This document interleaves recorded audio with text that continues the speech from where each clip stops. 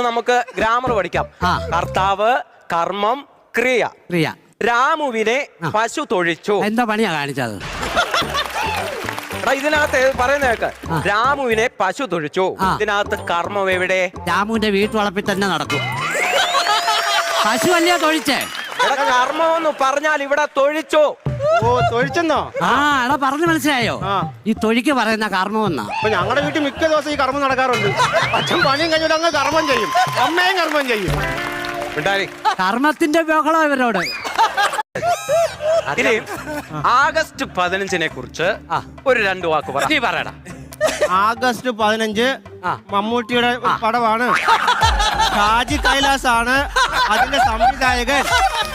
ആ പടം നല്ല രീതിയിൽ ഓടിയില്ല, അതുകൊണ്ട് നിർമ്മാതാവ് നഷ്ടമായിരുന്നു. അടിപൊളി. ആ നിർമ്മാതാവ് ഇങ്ങോട്ട് ഇറങ്ങി വന്നാട്ട്. അല്ല, OTT ഓടിയപ്പോ ലാഭമായിരുന്നു.